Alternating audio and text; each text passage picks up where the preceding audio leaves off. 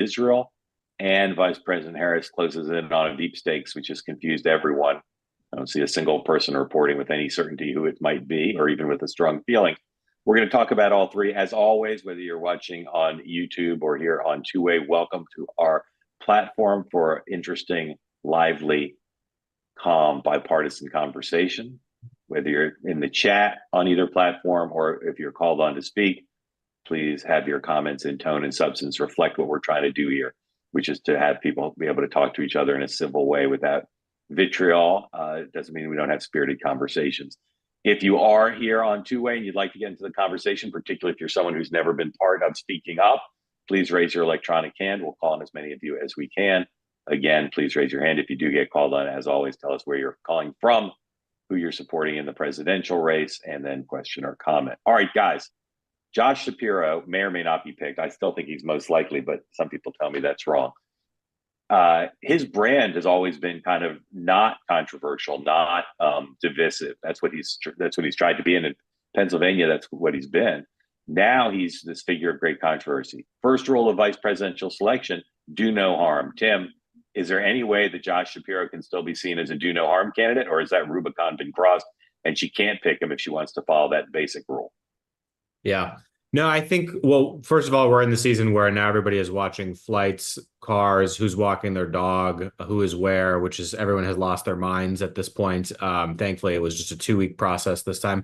But I do think he sustains himself as a pick that does no harm. And it's also a little bit by virtue of the fact that you compare him to what we saw with J.D. Vance, and he's got an approval rating that's minus 15.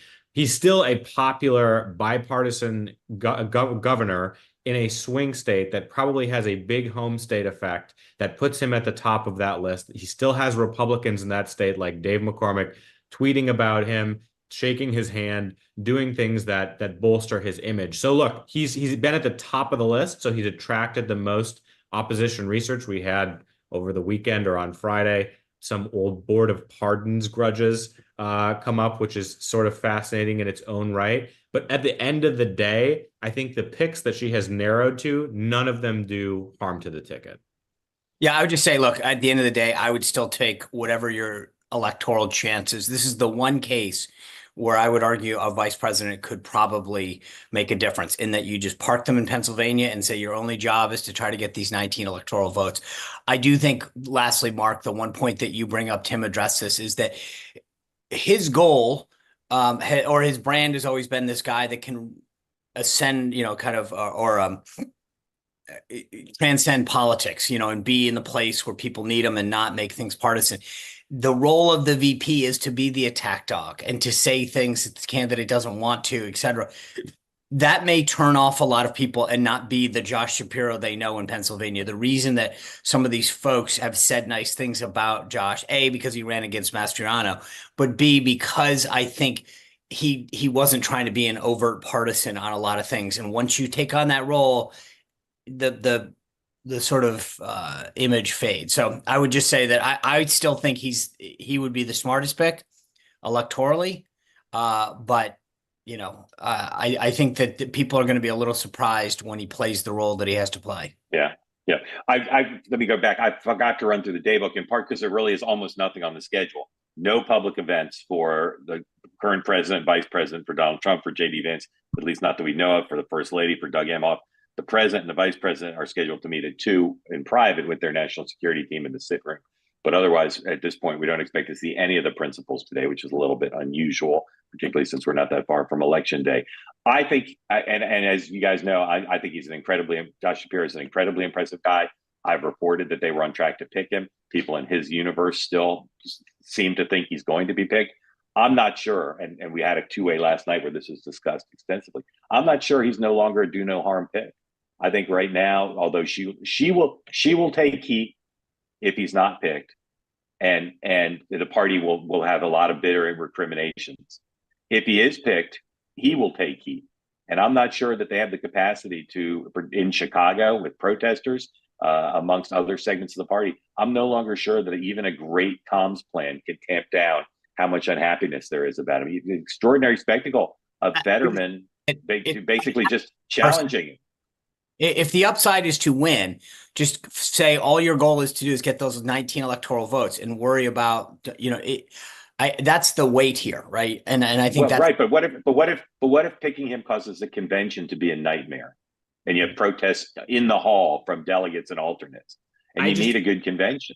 Yeah, I'll say two things. One, I just don't think that's where the Democratic Party is right now. And look, sure, is it possible? Yes, it's possible. I don't think the decision Tim, to I'm sorry. on the I hate second vote interrupting on bank. this program. Yeah, I hate interrupting this program because it runs counter to our ethos, but they're calling him Genocide Josh. How can you say that's not where, quote unquote, the party is? It may not be but the that's whole party, but there's, yeah, but but John Fetterman, his senator, they're each other's constituents. He's out there practically publicly saying, don't pick this guy because he's too self-involved.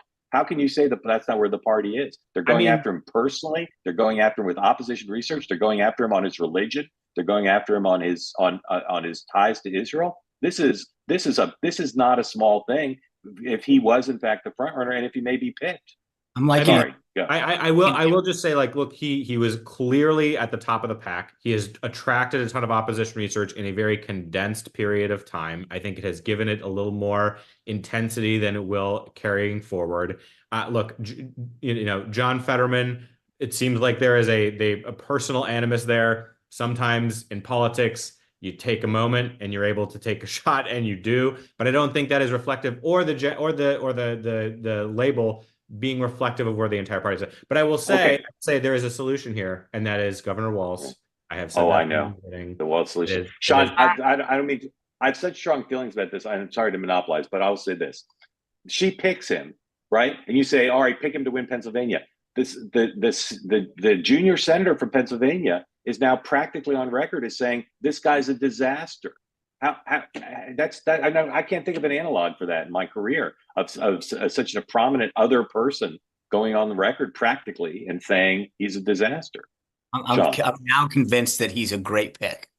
Yeah. No, I mean, but also it's also the style of John Fetterman. Like it is what it is. It's reflective of the person who is, slinging the arrow as well. So I think that's part of it. It's not necessarily indicative of where the party is. And to your point, yeah, it's not. You may not be able to draw a historical analog to it, but it's also hard to draw a historical analog to John Fetterman. I would just go back to say that caveat is, again, he is known for a role. If he can't play it, which, that's going to be a problem for him in Pennsylvania as well. But, I think considering the other finalists, I mean, Mark Kelly to me would be the only other one that he's a lot more vanilla. Yeah, I don't know if Kelly's in play or not. I've heard mixed things. Mostly my reporting is it's Waltz or it's Shapiro. I think that's the universe. Maybe Kelly, but I don't think so. And I don't think there's a big surprise. And I also know, as we've said before, the vice president is not known as a crisp decision maker when the pressure's on.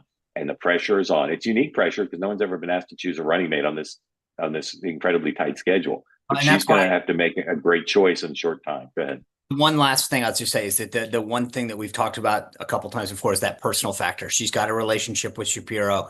That could be good or bad. I mean, we all hear that it's good, but I think that both what she sees in that relationship and I also think who knows what Doug Emhoff thinks, right? I mean, he's going to weigh in a little as well about the relationship there. But that X factor, that personal factor, I think is going to be something that weighs heavily, and I think it defaults to the person the longest and best. It is. I will just say, Okay. on a personal level, it is a default of like, I'm going to have lunch with this person for the next Yeah. 4 years. I think she knows him best, but I actually don't think she knows any of the three of them. And I think the conversations yesterday, again, it's so unorthodox. All right, we could see the Middle East in war between now and November, starting this week. We could see economic turmoil pervasive, and maybe with some are now predicting a recession, maybe stagflation between now and November. That's not guaranteed. What is guaranteed is those two things are front and center on the eve of the vice president supposedly launching a national tour to the battleground states. So leaving aside the longer term possibilities, just using your comms hats and putting those on, can she launch this tour? If either or both of those stories are raging, can she still go on a big rah-rah pep rally tour, or does she have to cancel it? I think she should and has to. I think if you were to in between now and when this tour is supposed to start tomorrow, cancel at the beginning of, a couple of bad days in the stock market. And yes, turmoil in the Middle East. I think that would spook people from a communication. But what if Israel's being bombarded and starts firing back? I mean, then there's a national security decision, but I'm just saying right now where we are, I don't think she cancels. If there is a place for her to go back to in the situation room and they have to address the situation, then yes, it's entirely possible. But I would say I lean against the likelihood that this tour is going to be canceled. I agree with Tim on this. You don't cancel, you tweak. And I think that you adjust your message and talk about why you're the right one to deal with this and use the platform to do it. You may have to add in some things, as Tim said, where you're going to fly back to Washington. But at the end of the day, no one really thinks the vice president is in charge of anything right now, except the border. We need to remind people of that. But so I do think that she has to be cognizant of public opinion and change it. I will say this, though. Don't take your financial advice from me nor any other, but I think that there is the potential of a lot of this spinning a lot further out of control, both economically. We just sent the Secretary of Defense sent an aircraft carrier and a strike group out there. I mean, this is not guaranteed to be contained, both economically, what's happening in the stock market and what's happening overseas. And I think we could have a massive, I think it was Alex Castellanos that brought up the word chaos. This is the perfect storm of chaos at a critical time. I've always believed that the first week plus or minus of September is when voters make up their mind. And if they're like, this is nuts, everything around me is nuts, that bodes well for Trump. So I just, both what's going on over there and what's happening have the potential to spin out of control in a way, politically speaking, that could be we've seen how many game changers in the past 21, 28 days.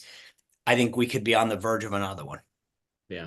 I mean, if we are talking about the Bank of Japan's decision on carry trade and trying to explain the economy, it's a bad situation for us. But I think it is also, just very quickly, in a moment where things get difficult or tough, it is also a time for both campaigns, but particularly I think the Democratic campaign for Harris, to draw a contrast with Trump and to explain in a forward-looking basis, okay, situation feels bad right now, but this is what it looks like looking forward with Trump. This is what it looks like looking forward with the Harris campaign. And I think there are contrasts to draw, and that's where they'll lean. But both sides, big advantages. Not everything's going great for Trump, because of the timing. We haven't talked about the Georgia rally and the nightmare for many Republicans of Donald Trump attacking Governor Kemp. But I will, so Trump has some real problems. But I will say, if you're in Mar-a-Lago, you look at the vice president, she's got two choices now. She can either defend the Biden-Harris record on the economy and forever wars, or she can use her rhetorical gifts to explain her position on how to be a good steward of a good economy and how to not have forever wars. And I think Mar-a-Lago likes those two options, and she's going to have to do one or both, and it's a challenge. All right, get everybody. Go ahead, Sean, and then we're going to bring people in. I just said it's really easy. Trump's got a great talking point about just there was lack of chaos that existed for 4 years, whether it was Russia invading another. You're shaking your head, Tim, but I would just say that whether they can take credit for or not, it's a talking point, and I think they can contrast that with the current events, and that's something that I think a lot of people might find reassuring. Is say, you may not like me, you may not like whatever, but for 4 years we didn't have this stuff going on. Yeah. Okay. Bring people in. Cindy, you're going to be first again. Please keep the chat as well as whatever you say when you're brought on in the spirit of two-way. Spirited discussion's great, disagreement's great, but it should be civil, and it should be about teaching and learning and understanding and peace, love, and understanding rather than any sort of negativity or attack. Cindy, where are you? Who are you supporting in the presidential, and what's on your mind? I'm in Indiana, and I'm supporting Harris. I wanted to participate. I'm excited about this. So welcome. I wanted to remind people who remind the Dems that Indiana may be in play, and that we did vote for Obama in 2008. And also we voted for Bernie in the 2016 primary. And we don't like to be told how to vote. And I just also wanted to bring up that we didn't like how Pence was treated, and that I feel Indiana is very much in play, and we've got 11 electoral votes. Okay, Cindy, let me ask you a couple questions, and then and thank you for participating. One is, do you think Vice President Harris is the favorite now to win the election? Well, I think it's up in the air, but Okay. I strongly feel that she has a chance. Okay, And and if it's she asked you, exciting. sorry, if Go she asked ahead. you for one piece of it, if she called you and said, Cindy, I appreciate your support, give me one piece of advice on how to maximize my chances of winning 270 electoral votes, what would you tell her? Oh, well, again, I feel like there's some states that are out there that are in play that we aren't focusing on. I was involved with local politics and stopped being involved back in 2016. And I've seen it's really disturbing, but in my county, I was a county council rep for a term, but in my county, the only Democrat that was running this year was a surveyor. I mean, that really has a Yeah, chance. All the other elected officials are Republicans. yeah. And I just feel like, the energy that she's displayed, keep it going, Okay. reach out Yep. to people Cindy, that thank you. you wouldn't normally reach out to. Okay, Cindy, that's great. Thank you so much. Appreciate it. Guys, is it possible that other states are in play because Harris brings something different to the ticket or not? I think so. I want to know who that surveyor is because I think that's the next Pete Buttigieg story. So I will get that name. But no, I mean, like, look, if you look at polling, I think what she's done is just bring some states back into the fold within the margin of error or winning through the Sun Belt, North Carolina, Georgia. So I think, yeah, the map is different for Harris. I think if John? any, it may have made Virginia a little easier now for them. Obviously, Maine, some of the places that I was hoping would get expanded. So anyway, I'm just saying, it may have brought it back to where it was, but it hasn't expanded it. All right. Sir, who you've been brought on camera, please tell us your name, who you're supporting. No, just kidding. Mr. Speaker, thanks for joining us. We'd love to just hear your thoughts on Josh Shapiro, on the Middle East, on the economy, whatever you want to address. And thanks for joining.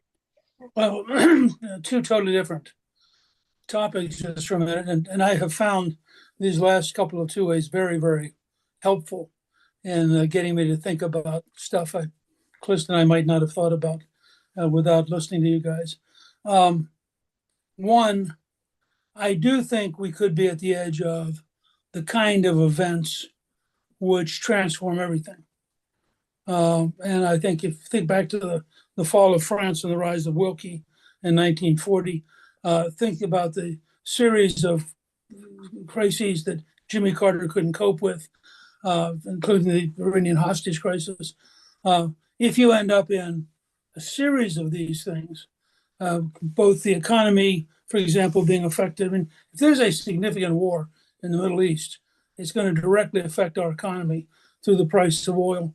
And it's also going to scare people because the next round between Iran and Israel is likely to be very violent on a scale that we don't associate with how things are going. So one, there are big things out there that could shape everything in a way we don't understand.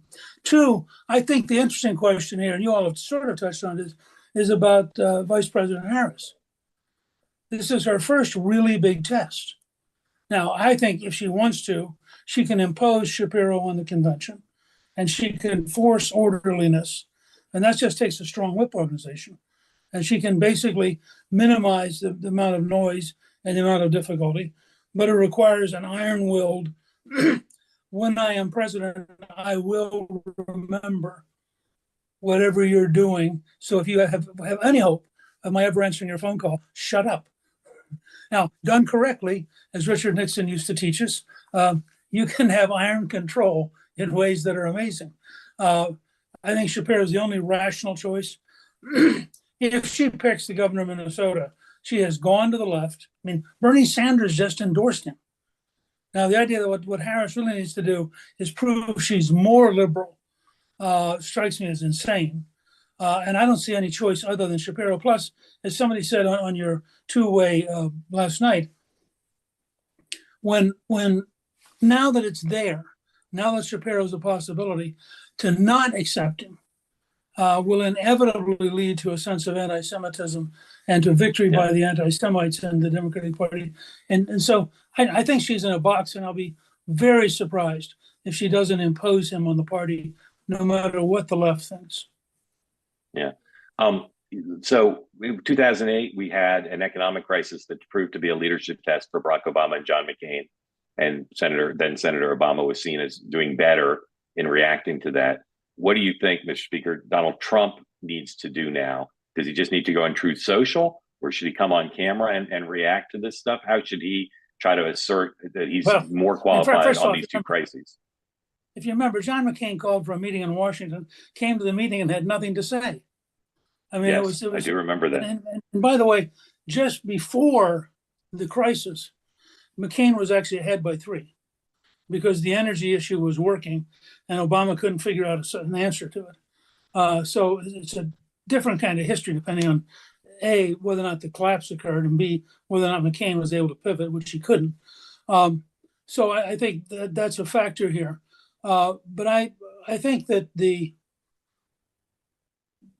Trump's position, and I almost called in the other night because I was listening, and it occurred to me that what people don't get yet is we are a very long way from the election.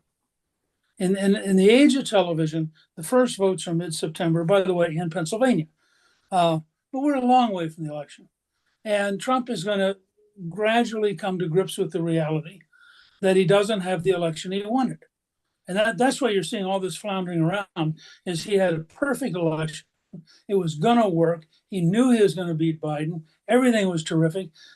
He had a miraculous survival of an assassination attempt. He had a great convention. And then on Sunday, it all blew up. And he has not yet come to grips with that, okay, it's over. Now let's go to the new game. He will get to the new game. The new game, I think, is very simple. And it's just 2 things. She really is a liberal. And she really is going to flip-flop. And all I have to ask people is, when you watch her switch her position, for example, on fracking, do you think she means it? Or do you think she means what she said for 20 years? And I think it then becomes a question of the 2 classic character issues. And all Trump has to say is, hey, when I dealt with Kim Jong-un, it worked. When I dealt with Putin, it worked. When I dealt with Xi Jinping, it worked. I actually did all this. I'm not some guy applying as an apprentice. And these clowns don't have a clue what they're doing. I mean, I think Mr. Speaker, it's that simple. Mr. Speaker, thank you. Awesome. We very much appreciate always your participation. Guys, what do you think about the question? Should Trump be on camera responding? Barack Obama proved his chops in the eyes of many voters on the crisis by being super visible. Should Trump be visible or just stay back? I mean, I guess to the speaker's point, part of the big question here is whether or not Trump can do those things. Can Trump actually come to grips with the reality that he has a different election, that he needs to run a different strategy on, not say racist things, and communicate in the way that he needs to? And I think I'm confident as a Democrat saying that I don't think that he can, putting him on camera in a crisis. He has never really been viewed in any crisis as a calming force. He is someone that people have managed chaos around. And so I think putting him in a situation, if things are to explode, I don't know anyone whose blood pressure goes down, putting him on camera. I mean, Sean will surely disagree. Sean, should he be out or not? Yeah, well, I mean, first of all, it doesn't matter what, he will be out. I mean, that's the reality. He's going to go out and speak. He's not on camera, not just Truth Social. No, I think he'll give an interview of some sort. If he doesn't have a public event, he will speak on camera in some way, shape, or form. And I think the question is, and I think this is what the speaker brought up, and Tim kind of, is how much of that is scripted, if you will, talking points, and how much of it is going off. But Well, but let me just be more granular, okay? So there's one thing to say, well, he's got a rally tomorrow. We'll throw in a few lines and he'll riff on the economy and on Israel. It's another to do what some campaigns might do in this situation: set up some flags, set up a nice dignified thing, put on a tie, walk out, try to provide a contrast. So is that what he should be doing, or just? I think that's you're talking about a traditional model that Trump has never been part of. So it may be an expanded aspect of the rally. It may be an interview that focuses on this, but he will address it. I think he'll address it on camera, but it's not going to be through a traditional mechanism. He may even do a video, but I don't see him standing there in front of a podium with a bunch of flags behind him. Okay, here we go. Brian, tell everybody where you're from, who you're supporting, and go ahead. Thank you, Mark. So I'm in Chester County, Pennsylvania. I am a Trump supporter. However, I voted for Clinton in 16. My view changed. Who'd you vote for in 20, Brian? I voted for Trump in 20. Oh, okay, and you're voting for him this time? I'm sorry, I missed it. And you're voting for him this time too? Yeah. Go ahead. I changed during the Brett Kavanaugh hearing where I said, the personality of Trump was repulsive to me, but then I saw, whoa, wait, this is the other choice when the Democrats came at Kavanaugh in that unfair way. And that changed my mind. And so, but I'm really center right. I would like to hear from Harris to see who she is. And I think the only way to do that is some sort of a crucible, somebody, a journalist actually, interviewing her and giving her hard questions. I'm open to hear what she has to say. I know what I hear from the media on her, and I know the talking points that I hear her say, but I really don't know who she is. And I think that's the only way that we'd be able to hear that. But I'd like to talk about— what do you think of? Sorry, go ahead. Just the Shapiro thing. It's not my party, but I'm here in Pennsylvania. I think the potential problem with Shapiro is how much he really is on the plus side in Pennsylvania. He ran against one of the most flawed candidates in Mastriano. I mean, he was terrible. I couldn't vote for him. I'm a Republican. So I don't know exactly how much of the plus side he is in PA relative to, as Mark, you described. Do you think he's been a good governor? He's been fine. He's really, he's not, I guess I pay more attention to national politics. He's not really on my radar, frankly. So, guys, we have here in Brian a Clinton-Trump voter. Have at him.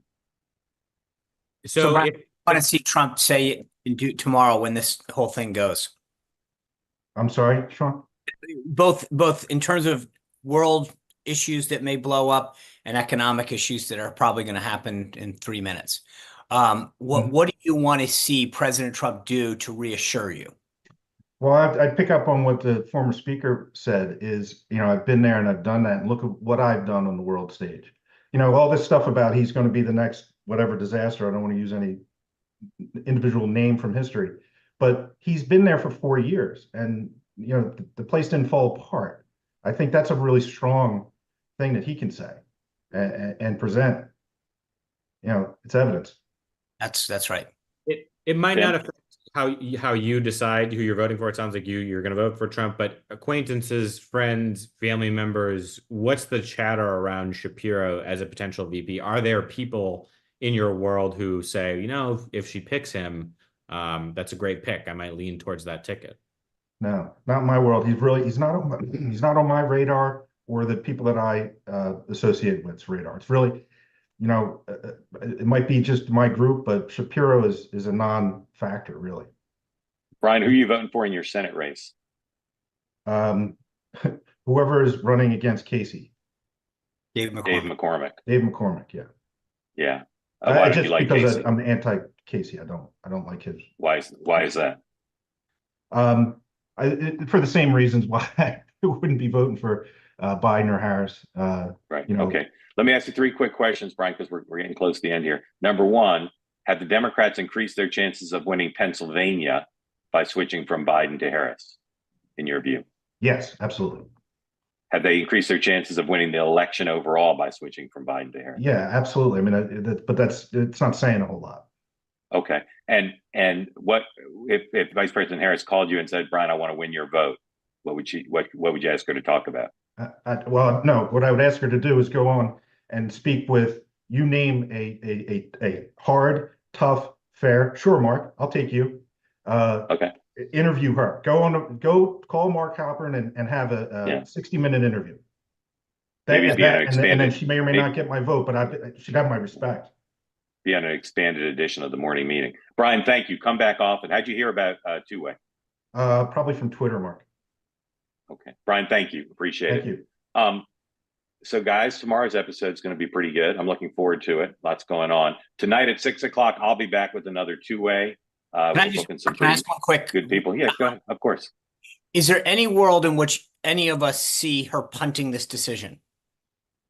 No, because the DNC's teed up. They got to do their roll call with that. I'm with you. I just, you asked the question earlier about the tour. I just want to make sure we're all that it has to happen today, right? Yeah. I mean, you're right. It doesn't absolutely have to happen, but I, and her inclination might be to delay it, but my sense is they're about to announce it in a very eventful day. But if they announce a pick, they wanted to get great coverage and a lot of coverage, and it could literally be the third or fourth story on the news tonight, even if she makes the announcement, which is unusual, obviously. Not since Dick Lugar's presidential campaign announcement was dwarfed have we seen such an intersection between a major political announcement and national security. Speaking of Indiana. Tim, if it's Waltz, I'm still buying you some funnel cakes at the fair or whatever. Yeah. Thanks everybody for watching. State Fair. Yes. Exactly. Thanks everybody for watching. We'll be back. The three of us will be back tomorrow, 9 a.m. Eastern time morning meeting. I'll see you at 6 o'clock tonight on YouTube and on two-way. And we appreciate Speaker Gingrich's participation and everybody else. Thank you.